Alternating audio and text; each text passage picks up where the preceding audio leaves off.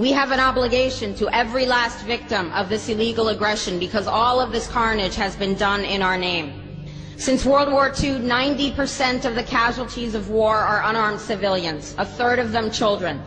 Our victims have done nothing to us. From Palestine to Afghanistan to Iraq to Somalia to wherever our next target may be, their murders are not collateral damage. They are the nature of modern warfare. They don't hate us because of our freedoms. They hate us because every day we are funding and committing crimes against humanity. The so-called war on terror is a cover for our military aggression to gain control of the resources of Western Asia. This is sending the poor of this country to kill the poor of those Muslim countries. This is trading blood for oil. This is genocide, and to most of the world, we are the terrorists. In these times, remaining silent on our responsibility to the world and its future is criminal. And in light of our complicity in the supreme crimes against humanity in Iraq and Afghanistan and ongoing violations of the UN Charter and international law, how dare any American criticize the actions of legitimate resistance to illegal occupation? Our so-called enemies in Afghanistan, Iraq, Palestine, our other colonies around the world, and our inner cities here at home are struggling against the oppressive hand of empire, demanding respect for their humanity. They are labeled insurgents or terrorists for resisting rape and pillage by the white establishment, but they are our brothers and sisters in the struggle for justice. The civilians at the other end of our weapons don't have a choice, but American soldiers have choices. And while there may have been some doubt 5 years ago, today we know the truth. Our soldiers don't sacrifice for duty, honor, country. They sacrifice for Kellogg, Brown, and Root.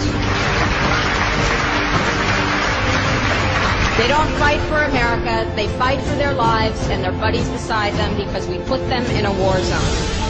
They're not defending our freedoms. They're laying the foundation for 14 permanent military bases to defend the freedoms of ExxonMobil and British Petroleum. They're not establishing democracy. They're establishing the basis for an economic occupation to continue after the military occupation has ended. Iraqi society today, thanks to American help, is defined by house raids, death squads, checkpoints, detentions, curfews, blood in the streets, and constant violence. We must dare to speak out in support of the Iraqi people who resist and endure the horrific existence we brought upon them through our bloodthirsty imperial crusade.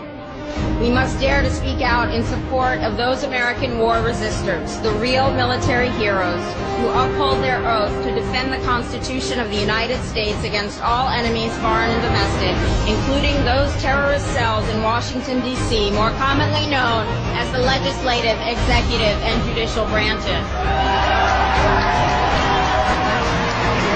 Frederick Douglass said, "Those who profess to favor freedom and yet depreciate agitation are people who want crops without plowing the ground. They want rain without thunder and lightning. They want the ocean without the roar of its many waters." The struggle may be a moral one, or it may be a physical one, or it may be both, but it must be a struggle. Power concedes nothing without a demand. It never has, and it never will.